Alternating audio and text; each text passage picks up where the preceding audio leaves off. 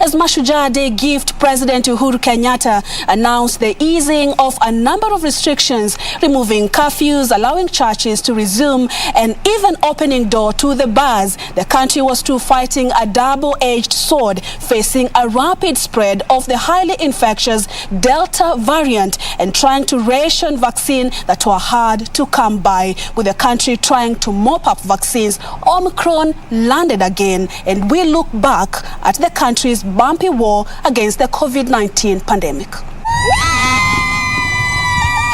As 2021 checked in,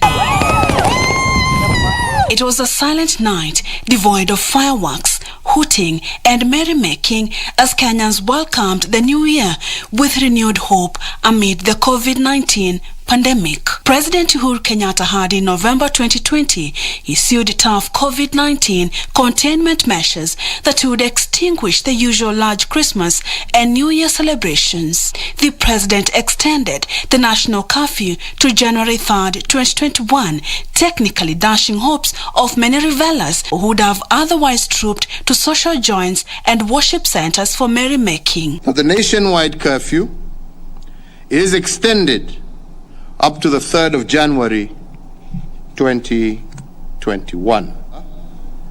The curfew will now be enforced between 10 p.m. and 4 a.m. in the morning. Although the U.S. Food and Drug Administration, FDA, had authorized Pfizer vaccine for emergency use in December 2020, followed by the Moderna vaccine, which was approved a week later, African countries were yet to benefit from the jabs until 2021, when the World Health Organization, WHO, in February listed AstraZeneca and Oxford University's COVID-19 vaccine for emergency use, widening access to the relatively inexpensive shot in the developing world.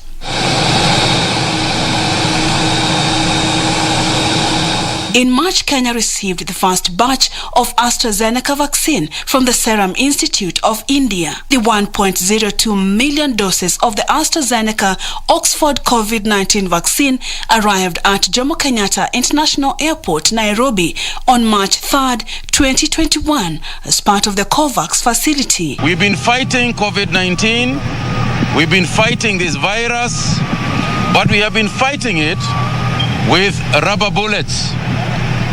But this time round, what we have received here is equivalent, metaphorically speaking, to acquisition of machine guns, bazookas, and tanks. Kenya's Acting Director General of Health, Dr. Patrick Amoth, kicked off the country's COVID-19 vaccination effort by rolling up his sleeve and becoming the first person to be inoculated. To date, over 3.7 million Kenyans are fully vaccinated, while close to 9.2 million others are partially vaccinated. The vaccination exercise was first targeted at those above 58 years and public servants offering critical services like security and teachers. The decision was to allow such officers to serve Kenyans uninterrupted.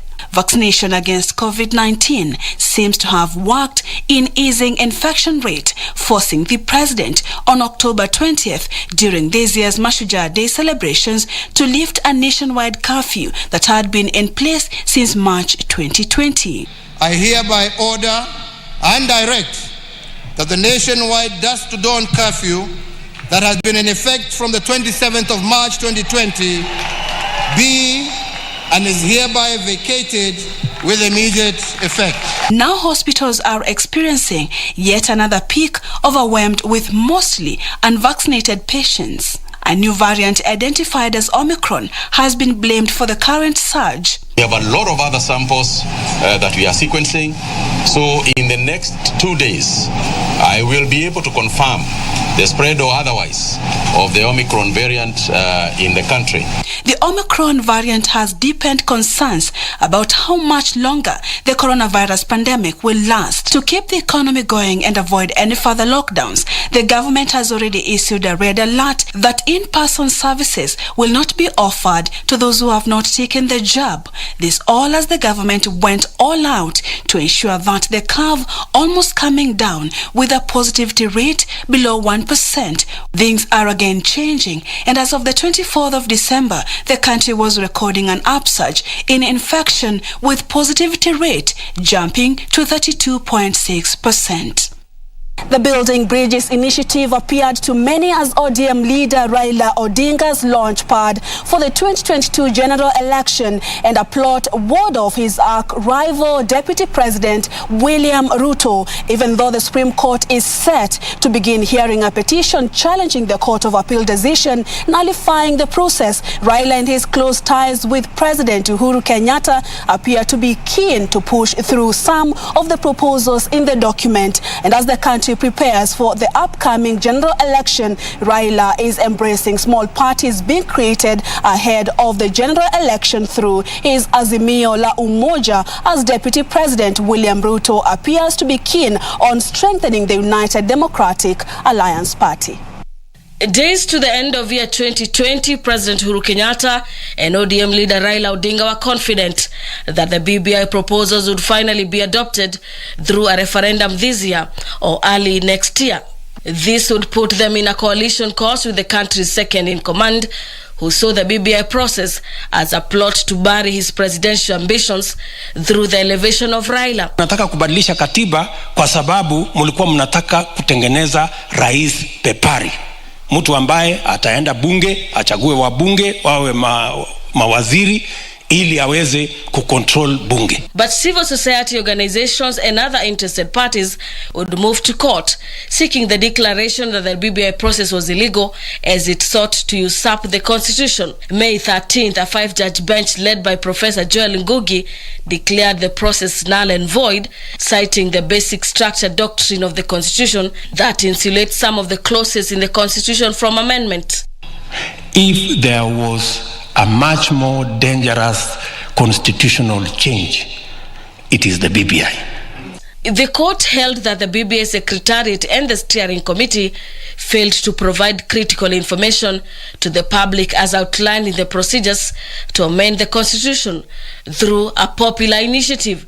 The court also questioning the promoters of the bill, ruling that the president cannot initiate a process to change the constitution through a popular initiative in the pretext of promoting national unity.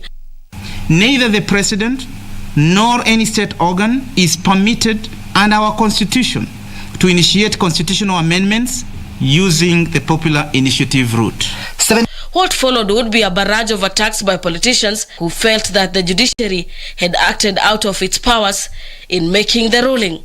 On the other hand, those opposed to the process hailed the 5-judge bench for the nullification of the process.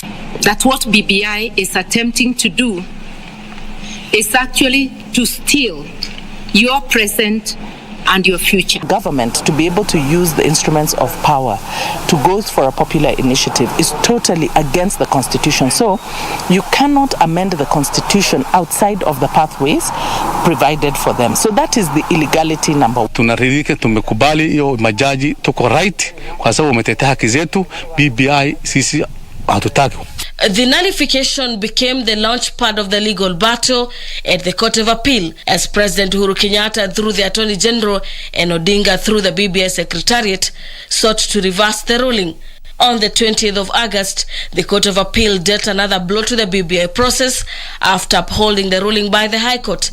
In a major decision, 6 of the 7-judge bench, headed by the court's President Daniel Musinga, ruling that the BBI process was illegal and unconstitutional, but expunged part of the High Court orders, including one that said President Uhuru Kenyatta had contravened Chapter 6 of the Constitution. The power to amend the constitution through the popular initiative route and Article 257 of the constitution is reserved for the private citizen, for Wanjiko only.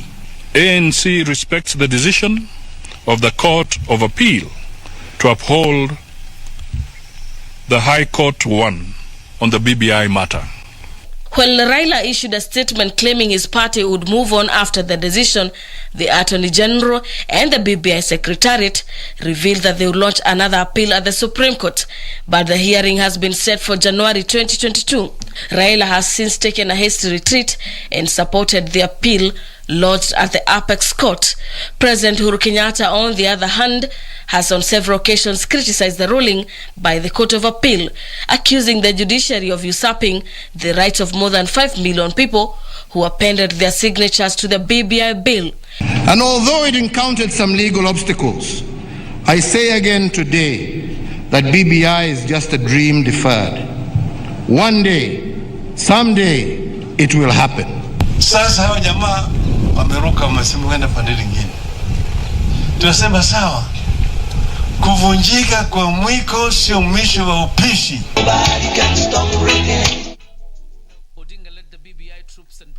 And as the prospects of BBI continue to deepen, politicians began to scheme ahead of the elections, not for political relevance alone, but for negotiations too. The National Super Alliance, with an uneasy relationship after the handshake, became more fragmented as Wiper leader Kalonzo Musyoka, ANC's Musalia Mudavadi and Ford Kenya's Moses Wetangula broke ranks with ODM leader Raila Odinga to team up with KANU's Gideon Moi to form the One Kenya Alliance. Oka insists it will fill one of their own as presidential candidate, though it's yet to reveal the criteria it will use to identify the most suitable.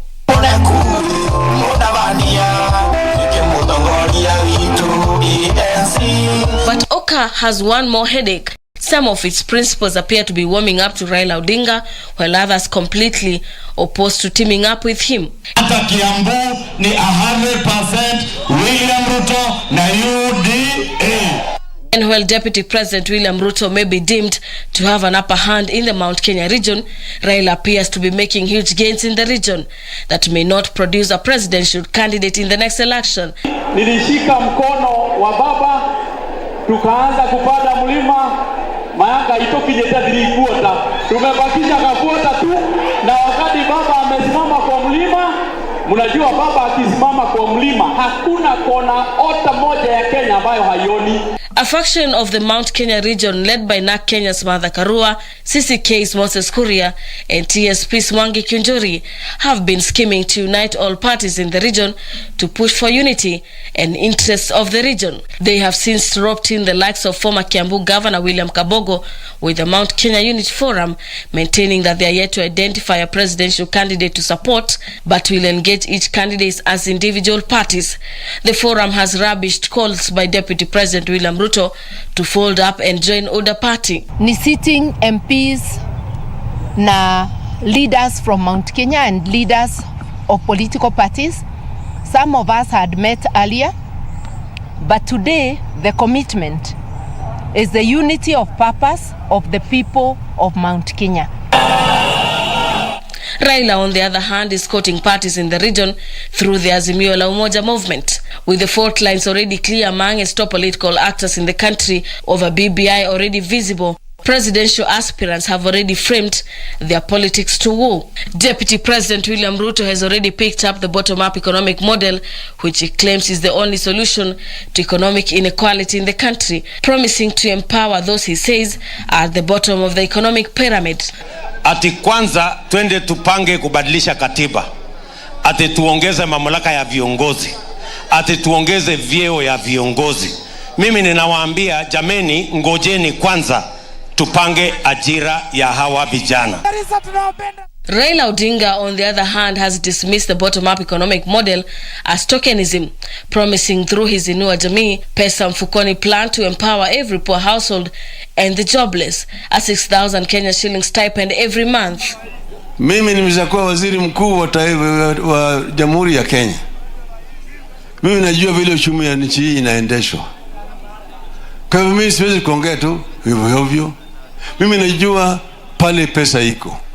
Maendeleo chapter. The latest to join the fray is Machakos Governor Alfred Mutua, who has launched his presidential bid and made promises on economic empowerment. Mutua has promised every newlywed couple 500,000 shillings as a token for empowerment. For NDR Review, I'm Gladys Mongai.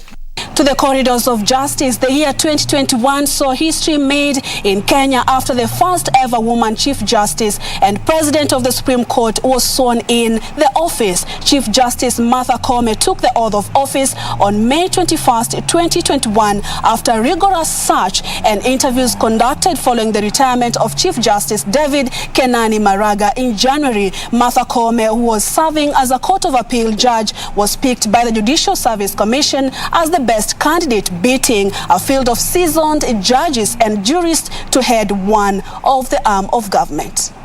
I, Martha Karambu Koome, Chief Justice of the Republic of Kenya and President of the Supreme Court of Kenya, do swear in the name of the Almighty God to diligently serve the people and the Republic of Kenya. Lady Justice Martha Karambu Koome, a renowned advocate and human rights defender with over 33 years of experience in the legal profession, beat all odds to become the first woman to serve as Chief Justice in Kenya. The 60-year-old jurist, during her swearing in at State House, pledged to actualize the judiciary transformation agenda, vowing to uphold the Constitution of Kenya. Celebrate the confirmation of a new Chief Justice for the Republic of Kenya, but also for me a particularly singular honor to be the first president to swear in the first female Chief Justice of the Republic of Kenya. Congratulating Koome upon her swearing in, President Uhuru Kenyatta said he was honored that the ascension of the first female head of the judiciary occurred during his tenure. Koome is Kenya's 15th Chief Justice. In June, President Uhuru Kenyatta gazetted the appointment of 34 judges and left out 6 nominees. President Kenyatta declined to appoint and swear in the judges on grounds that some had questionable integrity. The 6 nominees left out were Justice Joel Ngugi, George Odunga, Weldon Koril, Agre Muchelule, Registrar of the High Court Judy Omange, and Chief Magistrate Evans Kiago. In October 21st, a 3-judge bench comprising of Justice James Wakiaga, George Ndulu, and William Musyoka, sitting in Nairobi, ruled that should the president fail to honor the order, the 6th justice would be deemed formally appointed and the Chief Justice would organize their swearing in. Katiba Institute had moved to court to challenge the president's decision to omit the 6 judges from promotion. The matter is still pending in court. 2021 saw some landmark rulings and cases that shaped the country. Former Sports Cabinet Secretary Hassan Wario became the first Cabinet Secretary to be convicted and sentenced for corruption. Wario had been sentenced to a 6-year jail term with an option of a fine of 3.6 million shillings over his involvement in the 2016 Rio Olympics scandal. His co-accused Stephen Soi, who headed the Kenyan team to the Olympics at the time, was sentenced to a 10-year jail term or a fine of 103 million shillings over misuse of public funds. In her ruling, Chief Magistrate Elizabeth Juma said that issues arose in the manner which tickets to attend the Olympics were raised and quickly cancelled, distribution of allowances to delegates, and unutilized tickets. Other top cases included the Kenjokoma brothers' murder trial, where 2 brothers, Benson Jiro Ndwiga, aged 22, and Emmanuel Mutura Ndwiga, aged 19, died under mysterious circumstances on August 4, 2021, while in police custody. Their deaths caused a public outrage both in Embu and the country, with violent demonstrations and a social media hashtag Justice for Kenjokoma Brothers trended for days. The officers held in connection to the murders have since been charged. And before the dust could settle, another family from Kitengela was coming to terms with the deaths of their 2 sons, 30-year-old Frederick Mureithi Wanjiru and 25-year-old Victor Mwangi Wanjiru, who were killed by a mob in Kitengela over suspicion of being livestock thieves. The brothers were accompanied by 2 of their friends, Mike George, aged 29, and Nicholas Musat, aged 28, who were also murdered. One suspect, Benson Olemungai, has since been charged with the murders. In the event Mr. George Mengi cannot effect to avail himself as ordered above, a warrant of arrest will be issued against him.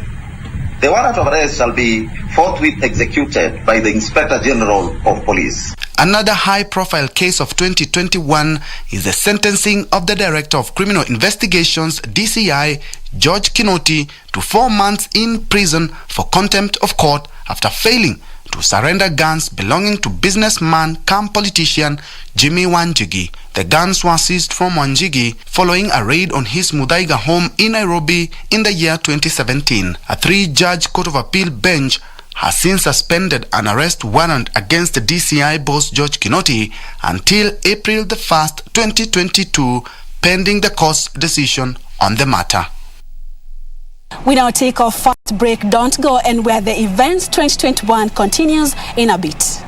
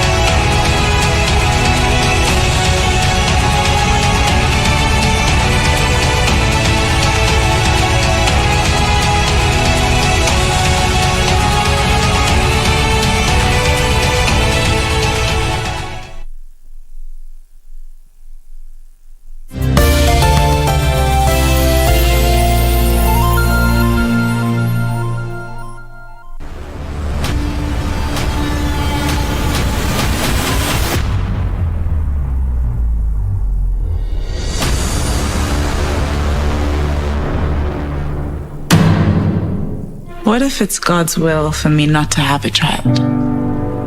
This has got nothing to do with your ability to conceive. I want you to know that your pain is my pain. And your life, my life. Hey, wait! Angazia juala pendo lako.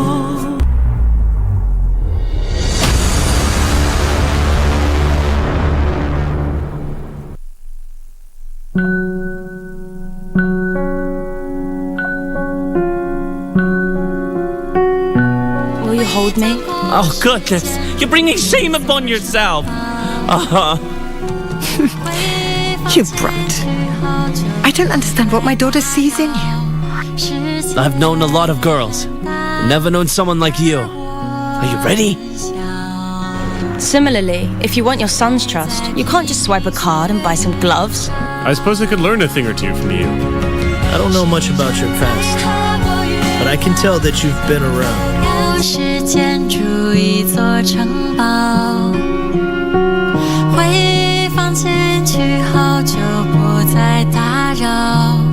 One more day, I was born with a heart of a champion. It doesn't take a very long time to say thank you, Jaja, thank you, Jaja. When the music I play, sweet, sweet, reggae music. I ain't taking no calls on my struggles in the rearview mirror. We always gotta sing together, play together.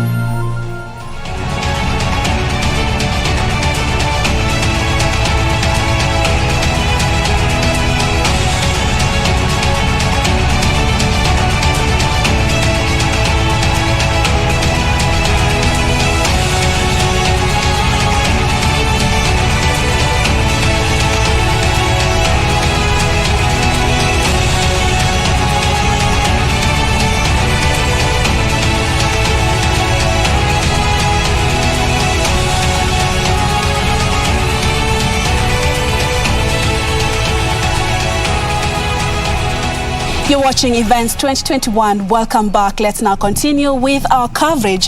The most outstanding highlight in the environment sector in the year 2021 was the conference of the parties COP26, United Nations Climate Change Conference, which was hosted by the United Kingdom and Italy on the 31st of October to 12th of November 2021 in the Scottish event Campus Sec in Glasgow, UK. President Uhuru Kenyatta, who attended the conference, urged countries to end carbon emissions and at the same time called for an increase in climate financing. Yusuf Farah with the details.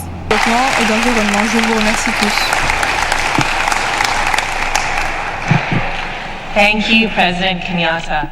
The highly anticipated United Nations Climate Change Conference COP26 was held in the Scottish city of Glasgow. The two-week global forum brought together delegates from around 200 countries. With global warming attributed to fossil fuel emissions caused by humans being on the rise, the world leaders resolved on ways to cut carbon emissions by the year 2030. The ministers, however, agreed to submit a stronger 2030 emissions reduction target during next year's meeting. President of Kenya, Your Excellency, you have the floor. President Uhuru Kenyatta, who spoke in the meeting, said Kenya will champion Africa's interest on climate change. President Kenyatta told world leaders to implement bold mitigation measures to avert a looming climate crisis. He at the same time urged countries to increase climate financing. 2 times in a row, developing countries have been promised US $100 billion per year, but this has yet to be delivered. Today, once again, yet another pledge of 2023. Kenya emits less than 1% of the global total. Africa, less than 5%.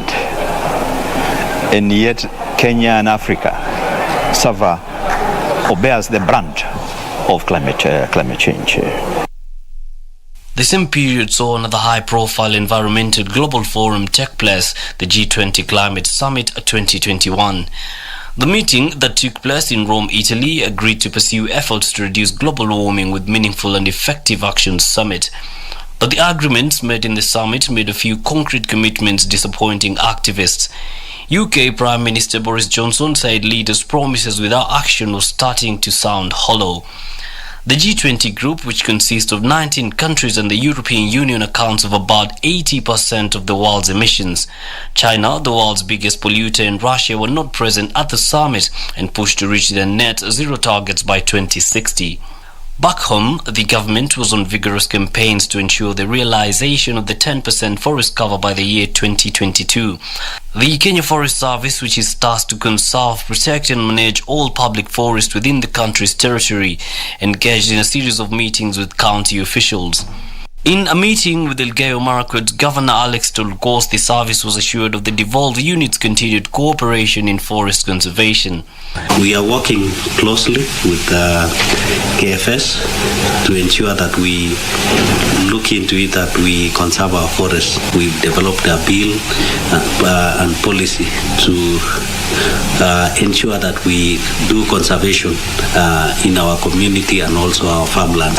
We are committed towards ensuring that we preserve the integrity of our forest blocks in Elgeyo Marakwet, including the Emberwood forest. And we will use all means possible, both legal and in form of operation, to ensure that no land within Emberwood and other forest blocks are encroached and currently being degraded. We also require to engage with the forest adjacent communities. And in this case, we are able to send our team from the headquarters, working together with the team at the Conservancy and the ecosystem, to also create awareness among the forest adjacent communities in a way of helping them to form a CFA, a community forest association, that we can be able to engage with and who we can give legitimate access right into the forest, so that they are also able to benefit from grazing, from water resources, and from other activities. The Ministry of Environment and Forestry Cabinet Secretary Keriako Tobiko says the government has realized a number of successes as it journeys towards the 10% forest cover goal by next year. We involved everyone, okay, from the village, from schools, every person, non-state actors, everybody. And I can tell you, between then and now, tree planting has become ingrained in our Kenyan psyche. We led effort, working together with all sectors of society, civil society organization, corporates, schools, individuals, churches especially, and faith-led organizations started actually preaching. A number of them have established tree planting cultures and programs. Then we started what we call Adopt a Forest. So we have now individuals, organizations, including international organizations that adopt forest or parts of the forest and do the rehabilitation of the. Climate change has also been a matter of great concern for the government. Failed rains and perennial droughts experienced in different parts of the country brought about the need for quick and tangible interventions.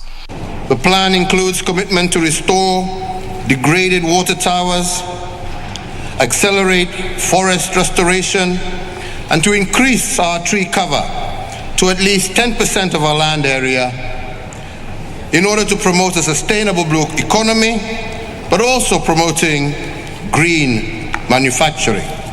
And the president directed us to ensure that all these strategic forest areas, water towers, are reclaimed.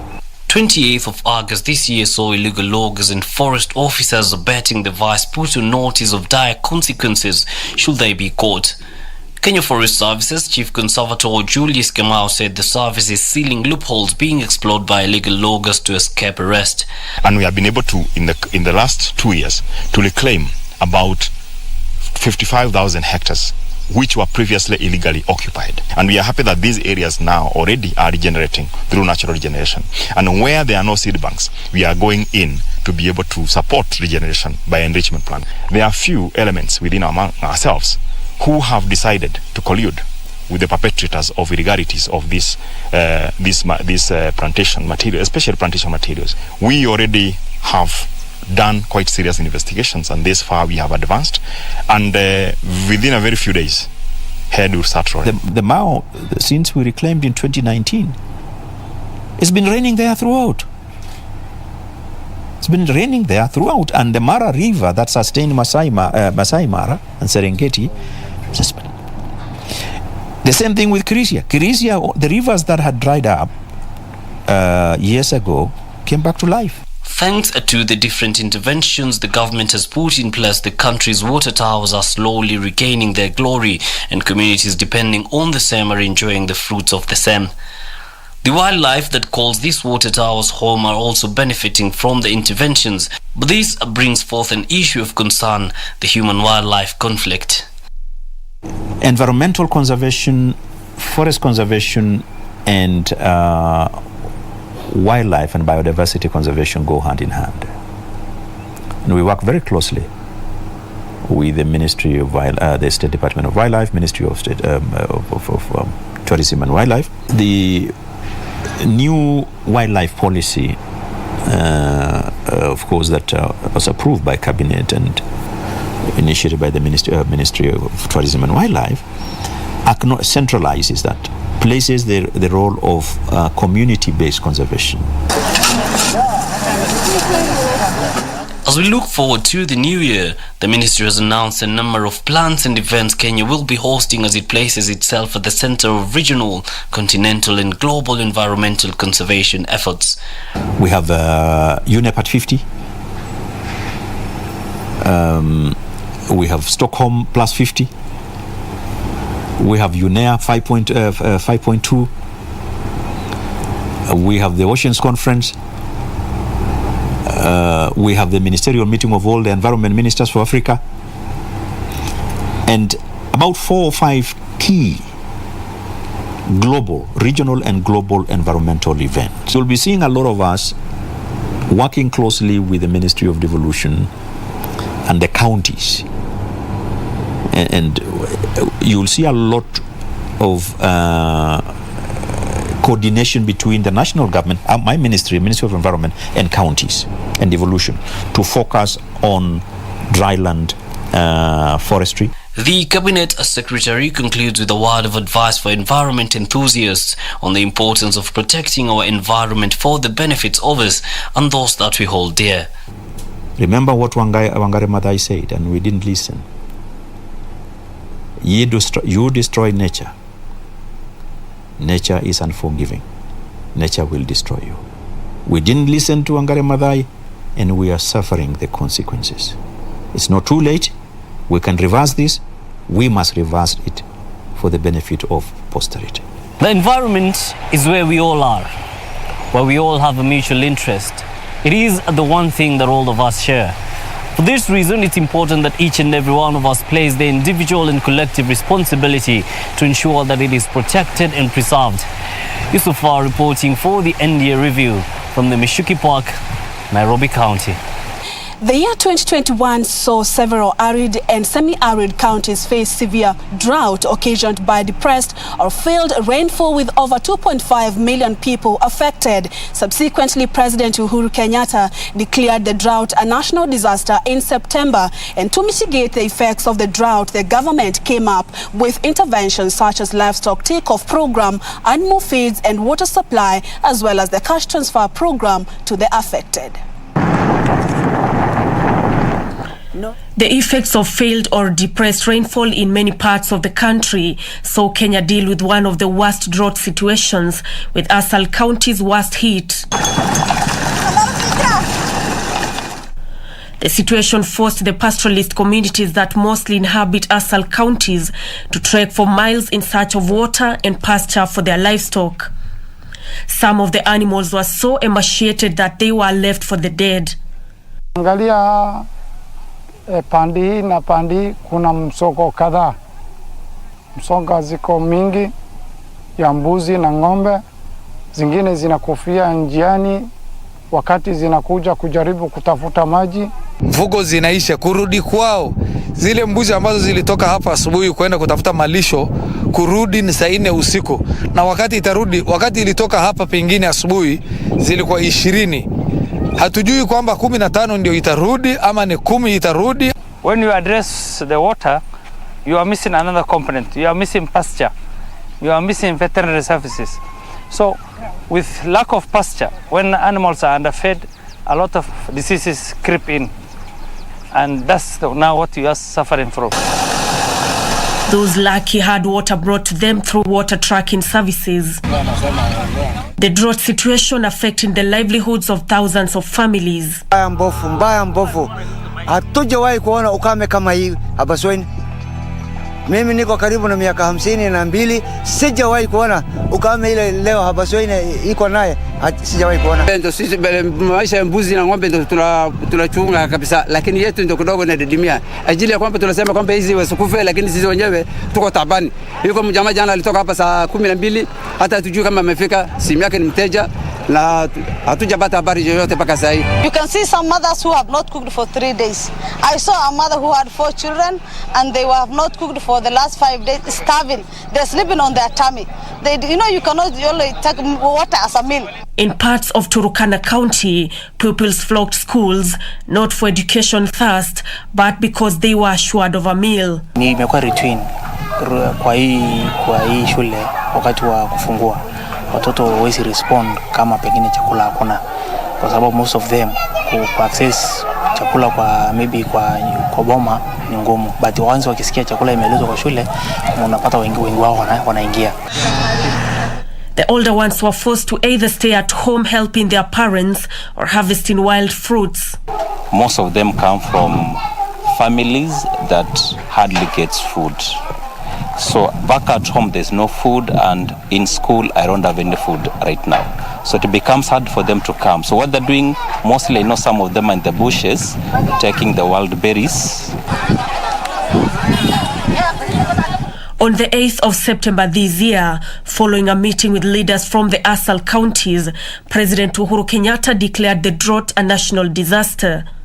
The President instructing the National Treasury and the Ministry of Interior and Coordination of National Government to spearhead government efforts to assist affected households, including water and relief food distribution, as well as livestock uptake. So far, the government has adopted the more sustainable cash transfer program to help Kenyans deal with the effects of calamities such as drought. The first cohort of 396 households identified for the emergency relief cash transfer program will each receive Kenya shillings 3,000, totaling to the payroll amount of 1.082, that is 1,082,088 shillings on a monthly basis until the rain situation improves. The government is working to expand the livestock offtake program to help farmers reduce their losses occasioned by the drought. But we had 450 million, which was given to Kenya Meat Commission. And to this is for them to offtake livestock, buy the livestock, process, and then later it can be used for as a relief to distribute to the areas which are affected by the drought.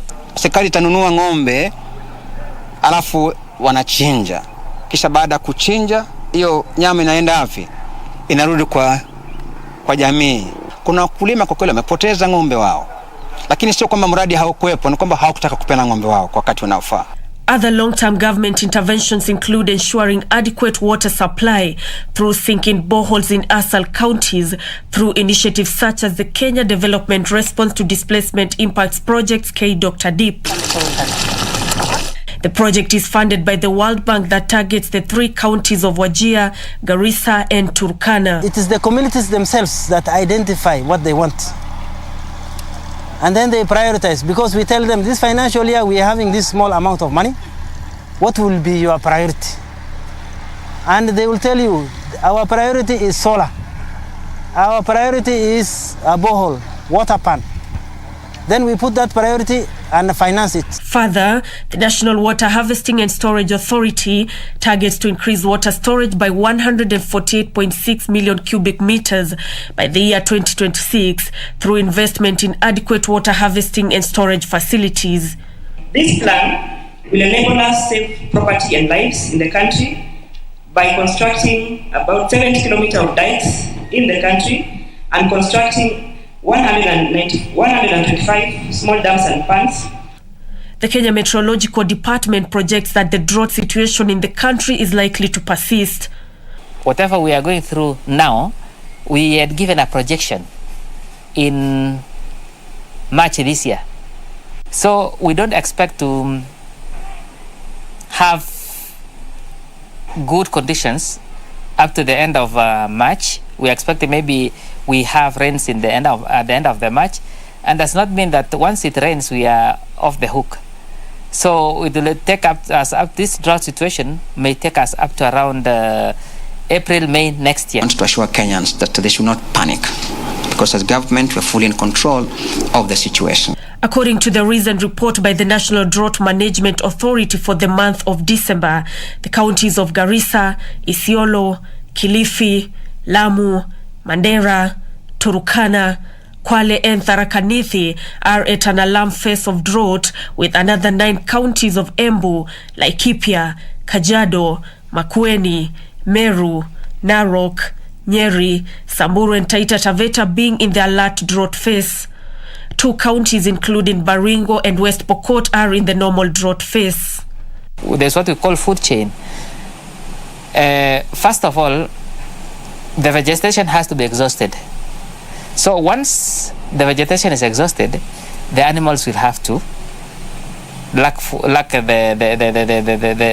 food that they are able to consume.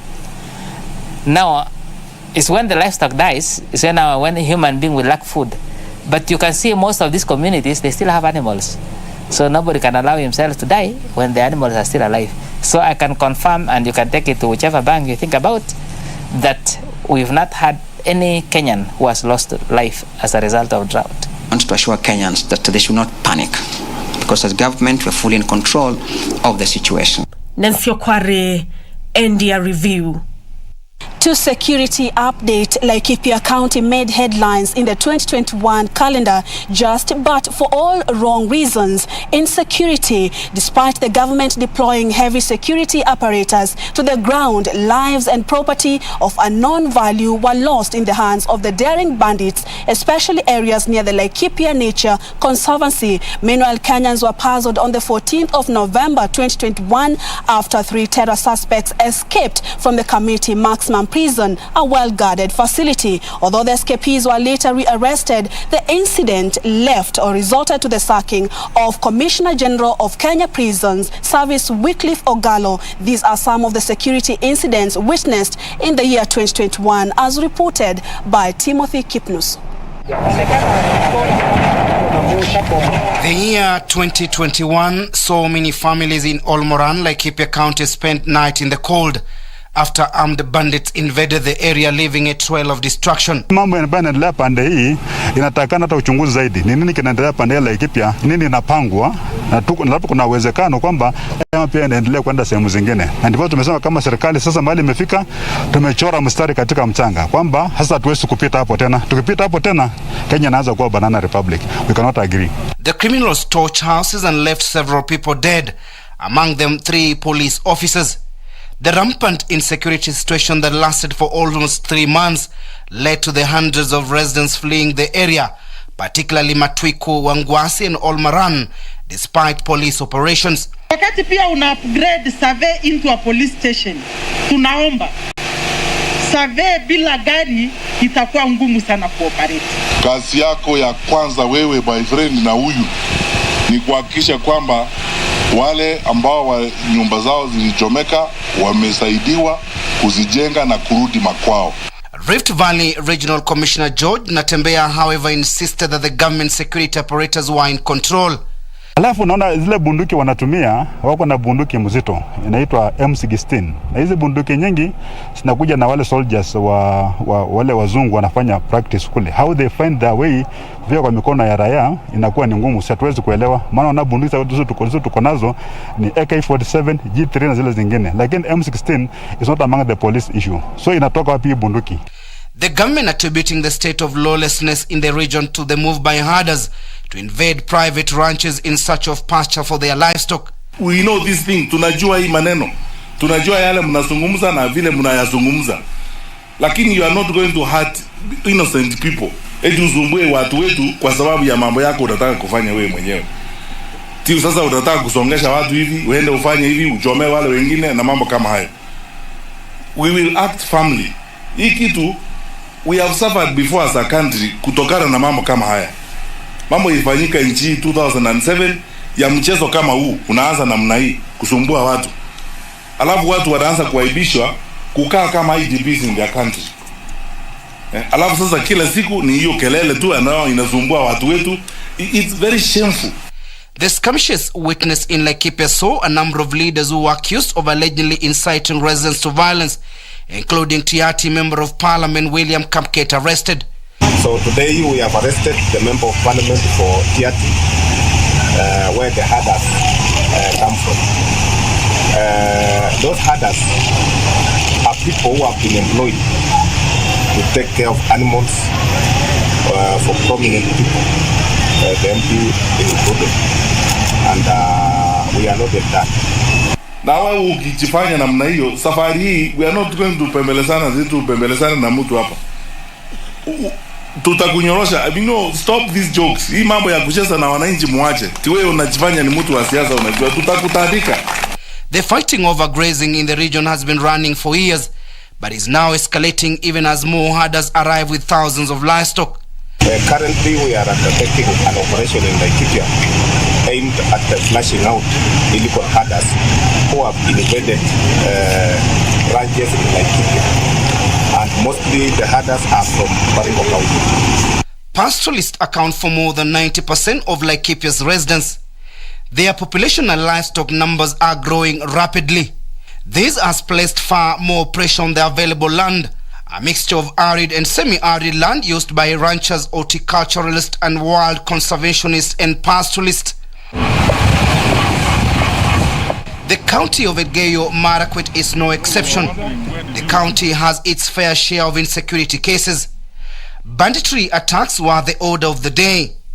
A burial for 4 victims killed in Kapkobil area in Elgeyo Marakwet East by bandits was a testimony of the state of insecurity here. The spike of insecurity in the area interrupted learning, as pupils could not go to school for fear of their lives. This is very painful, extremely painful. Jana niliongea na waziri wa kule na interior Matiang'i, kwa sababu tulikuja na yeye hapa tot na akakuja ku make promises, tukapewa special DC.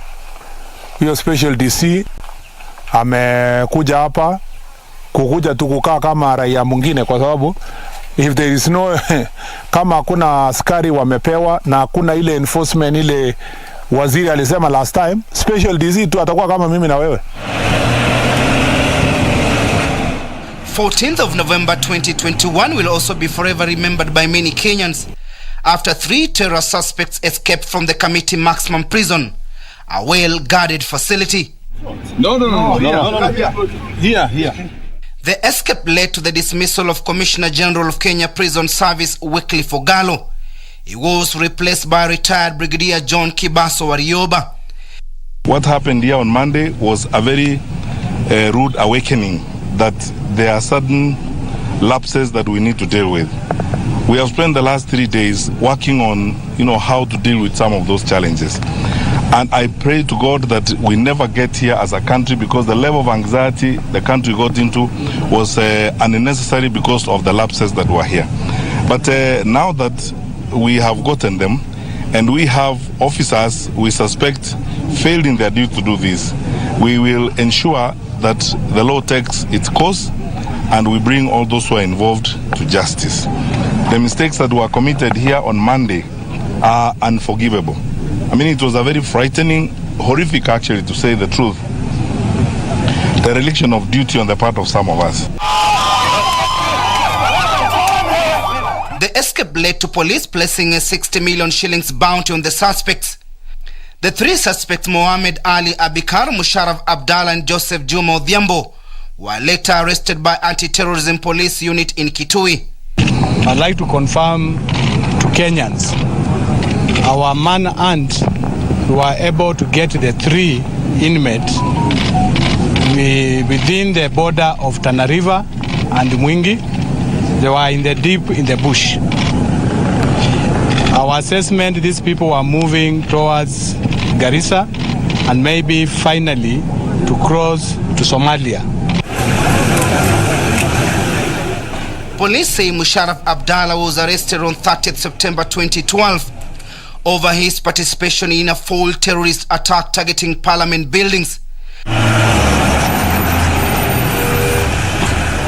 Mohammed Ali Abikar was arrested following his involvement in the Garissa University attack on 2nd April 2015, while Joseph Juma Odhiambo was arrested on 21st November 2029 at Bulahawa in Somalia while attempting to enlist with the Al-Shabaab.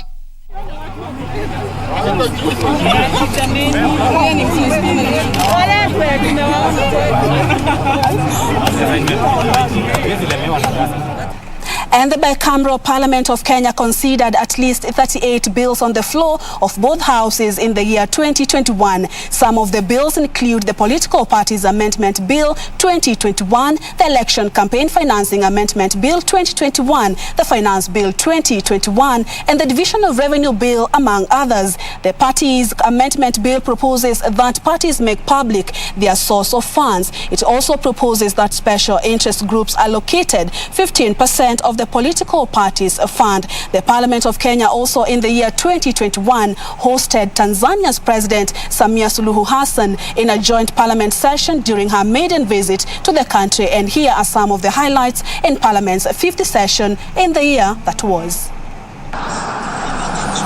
The year 2021 is one that saw Parliament reconvene twice from the annual long recess for 2 special sittings to discuss and conclude on matters of national concern, from bills to motions, petitions and reports, among other businesses that were still pending by the end of the 5th session. Let's pray.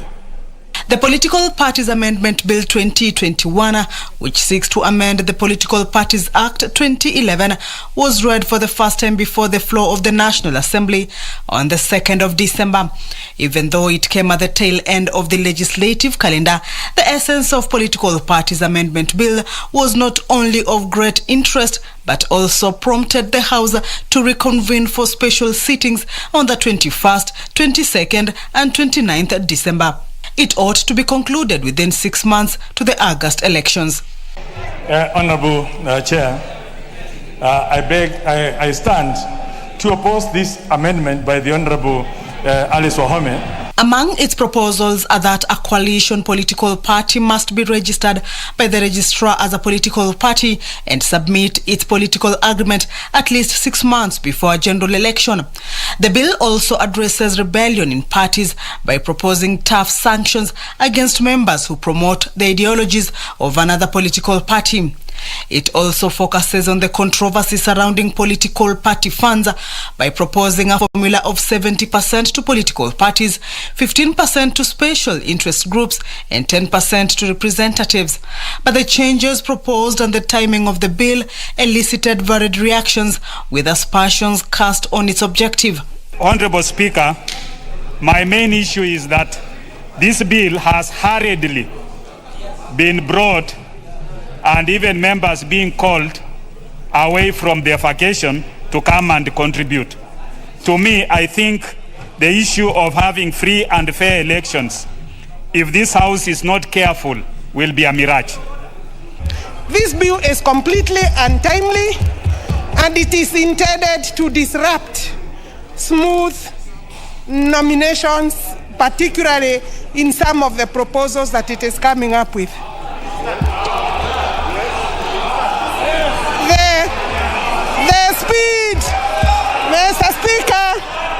Mr. Speaker, the speed in which, even from the Speaker's seat, that this bill is being processed, Mr. Speaker, completely ignoring procedural issues. Honorable members, I wish to ask that you look at this bill and look at it from a positive perspective in terms of how it enriches democracy. And if you find that there are some areas that require amendments, let us reason together. And when members began ventilating on it, their political inclinations split the House right in the middle, derailing the process. I think we are for about 15 minutes. The negative part of this bill, which you are proposing amendments, Mr. Speaker, in the committee of the whole House, is to force political parties that the coalition must be done at least 6 months to general election. That want to amend, Mr. Speaker, so that you can allow coalitions as late as possible in line with the elections calendar, Mr. Speaker. The Committee of the Whole House stage on the bill is automatically deferred to allow harmonization of the multiple amendments proposed to the bill. Subsequently, today's afternoon sitting shall be suspended and shall therefore not take place. Order, honorable members, order. We have a properly constituted special sitting this afternoon, the 22nd of December 2021. It is only by leave of this House that a special sitting can be called off, Mr. Speaker. Mr. Speaker, therefore I'm asking you to reconsider your ruling. And Honorable Speaker, Honorable Chair, you can rise, you can shout. Order, members, order. And members, Order, members. I've done it before. Order. Honorable members, just hold. Everybody go back. Go back. The member for Alda, you are out of order. Go back to your... And we cannot vote when we don't have a voting register. We have to know how many of us are here so that we know who have voted. Because Honorable Speaker, we cannot have 286 members inside these chambers, Honorable Speaker. It is not even enough for all of us, Honorable Speaker. I'm saying the voting register must be availed before any further voting. I agree that all of us require very transparent voting process. But here you do notice that the first time that the Duale side voted and they lost, they won, they didn't raise this issue. They are now raising the issue because they have lost. The bill is expected to be passed before February 2022.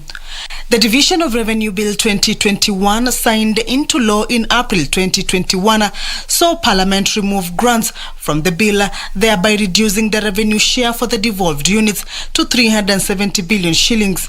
The two houses concurred that the grants cannot be included in the bill, setting revenue share between the two levels of government. The amounts that now will be included is the national shareable revenue at the national level, which is 1.3 trillion. And then, of course, we will have the equalization fund of 6.8 billion. And also the county equitable share of 370 billion. The signing into law of the bill also paved way for an increment of at least 50 billion shillings to county governments in improved shareable allocation.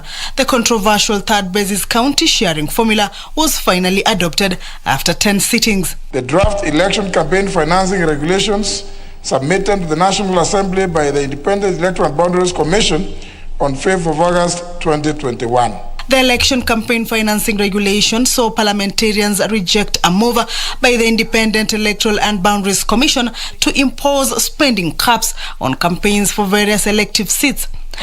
I am obliged that I support the report of the committee to annul in its entirety the contribution, the spending limits for political parties and candidates for the purpose of the 2022 general election, and reject the draft election campaign financing regulations. Before tabling the regulations in the House as required so that they can be passed, Mr. Speaker, IEBC published those amounts, those figures in the Kenya Gazette, Mr. Speaker. They publicized. What they are trying to do is to, the way Honorable Duale has said, to put the horse before the cart, or the cart before the horse, Mr. Speaker. And they were doing that deliberately to incite Kenyans that we have already given the ceilings. What ceilings? They are giving a presidential candidate to spend 4 billion. Where are we going to? Where is the president going to get 4 billion, Mr. Speaker? Normally, if regulations are passed at the committee level, we do not bring them to the House. In fact, you do not even need to bring them to the House before publishing. But these ones, Mr. Speaker, by their very unique nature, they have to be brought to the House before publishing.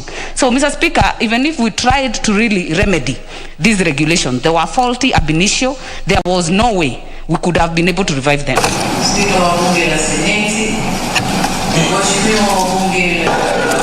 The year 2021 also saw Parliament host Tanzanian President Samia Suluhu Hassan in a joint sitting during her maiden visit to the country. Busara inaelekeza kuwa ukiwa mpangaji mpya kwenye eneo lazima ujitambulishe kwa majirani.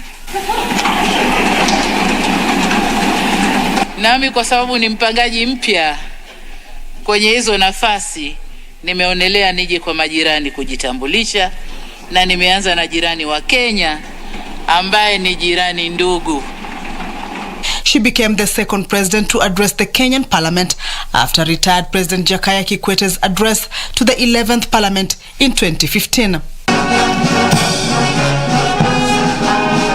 On 30th November 2021, during his State of the Nation address in Parliament, President Uhuru Kenyatta directed Parliament to adjust its calendar to conclude critical legislative proposals emanating from the executive, which are still pending in Parliament, such as the Huduma Bill, which has only gone through first reading at the National Assembly. Kamche Menza for the India Review. Elsewhere, delayed disbursement of county funds by National Treasury was perhaps the sticking point of devolution in 2021. In most instances, governors warned that counties were grinding to a halt and were almost at ground zero, with coffer running dry as they could not meet their obligation. But despite the delay in funds, Nairobi City too in 2021 got a new governor, Anne Kananu, stepping into the shoe of Mike Mbuvi Sonko, whose legal battle to reclaim his seat fell flat. Safina Cheng looks at how devolution fared in its 8th year. The concept of devolution formed a key pillar of the Kenya's 2010 constitution, seeking to bring governance closer to the people by making county governments the center of political power, as well as decentralizing economic resources to Kenyans at the grassroots. 8 years since the implementation of this decentralized system of government, has it worked? Dr. Kenneth Ombogi is a governance expert and senior lecturer at the University of Nairobi. He argues that devolution has presented a major transformation of the country, bringing robust grassroots development. There were areas that, did not see any major development in the provision of healthcare and many of those social services. But thanks to devolution, you begin to have a feeling that something is happening. The local level involvement in making certain decisions that touch on local level development is happening. The year 2021, however, saw the devolved units still grapple with fundamental challenges, including irregular or delayed disbursement of devolved funds from the National Exchequer, inadequate financial resources, corruption, stalled projects, huge pending bills, bloated workforce, skyrocketing debt, challenges that risk negating the progress made so far. When it comes to issues of political governance, we exported the very bad habits that we see at the national level to the local level. When we talk about ethnicity at the national level as a key determinant of our politics, in the local levels you find clanism and some elements of ethnicity in much more cosmopolitan counties. So, in other words, what we have at the county level is actually a microcosm of the politics that we have at the national level. While appreciating the fact that delayed disbursement and underfunding of counties presented a major problem, he points out the issues of misallocation and mismanaging of the scarce resources. In the side of development and the utilization of funds that are devolved to the counties is probably the same thing.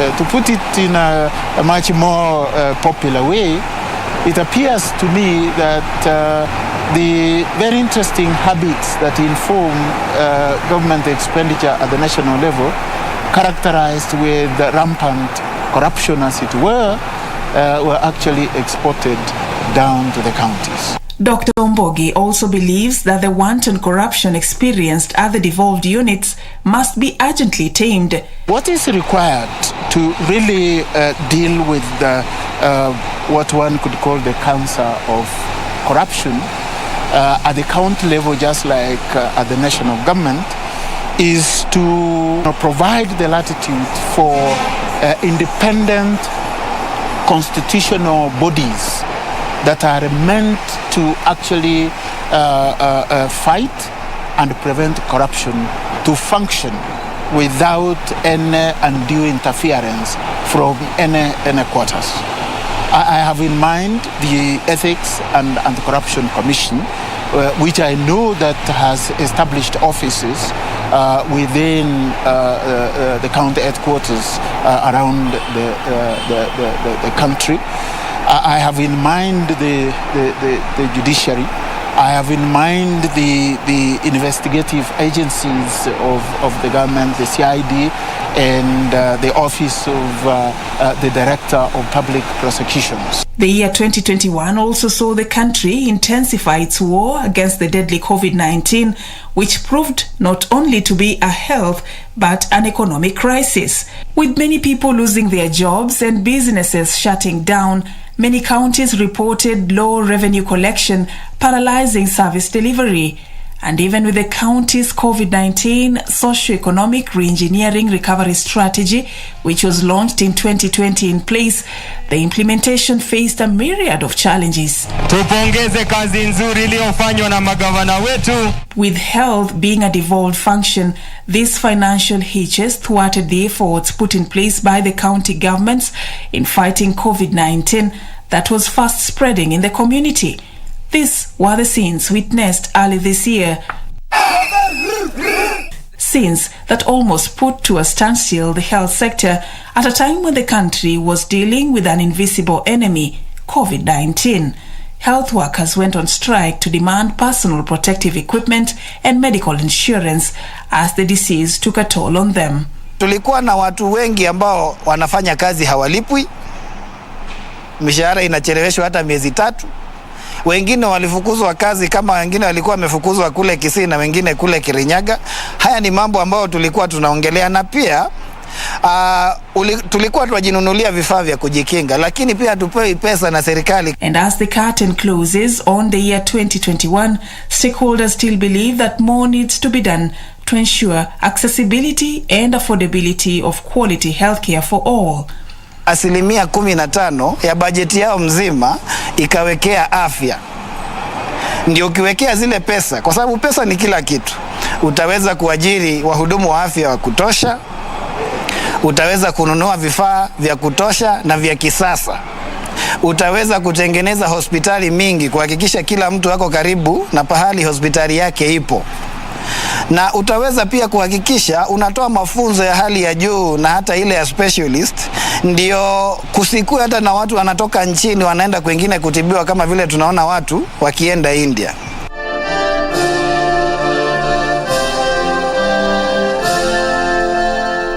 The 7th annual Devolution Conference, which was initially scheduled to be held from the 23rd to 26th of August 2021, was pushed forward to November 23rd to 26th, 2021.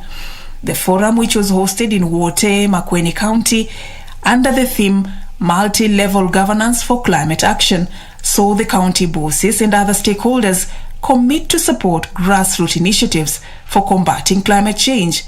In his speech, which he delivered virtually, President Uhuru Kenyatta affirmed Kenya's commitment to reduce the negative impact of climate change.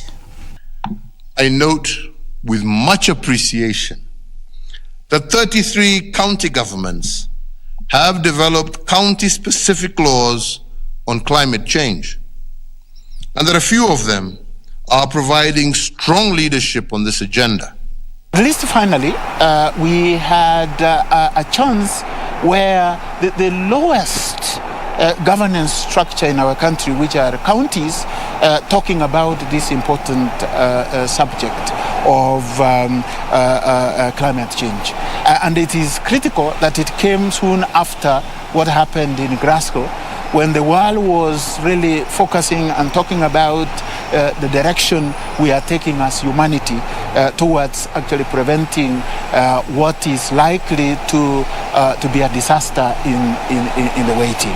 The annual event will from next year be held once every 2 years instead of yearly, as has been the case for the last 6 years, in what the Council of Governors says is meant to allow governors to fully implement resolutions.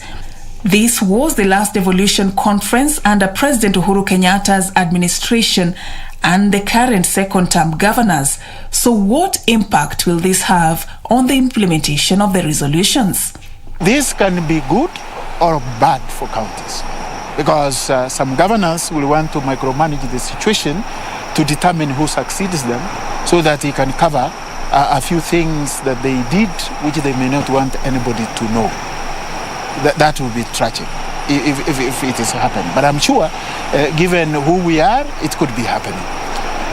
Secondly, some governors, when you look at them, are angling to become very strong power brokers and to determine the direction, not just county politics, but national politics, in a way of trying to see what is there next for them. 2021 also saw Nairobi County get a new sheriff.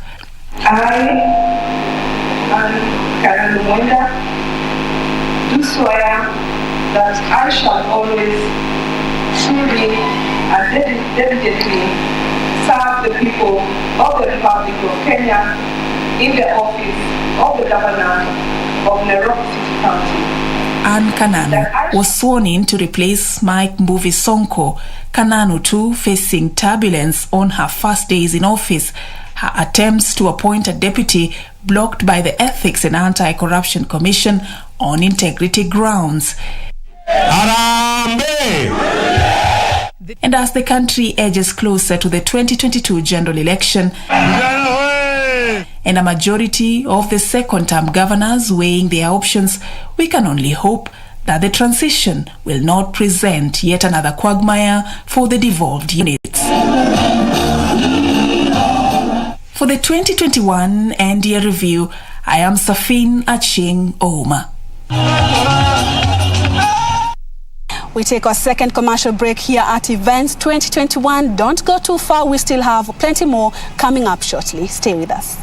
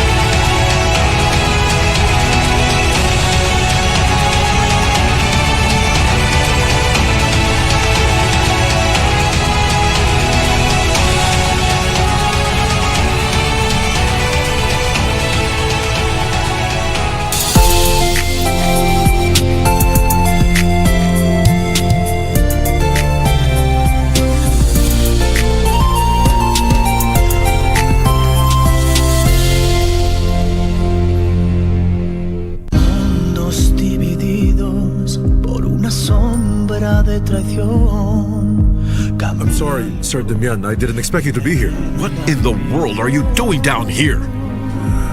But what are you doing with that boy? Nothing, we're just friends. Well, I don't like the idea that you're getting along with him, or his brother, or anyone from their family. Every day that passes, I'm more and more convinced you're a mean person. Oh, is that what you think? Only thing you know and do is treating people around you as if they were trash. The only thing I want to do now is to end my marriage once and for all. I've been dying to be free from his arms for years because I'm so fed up. Yes, Lucy, I understand. Lying heart. Fue sembrando el veneno y la ambición entre dudas.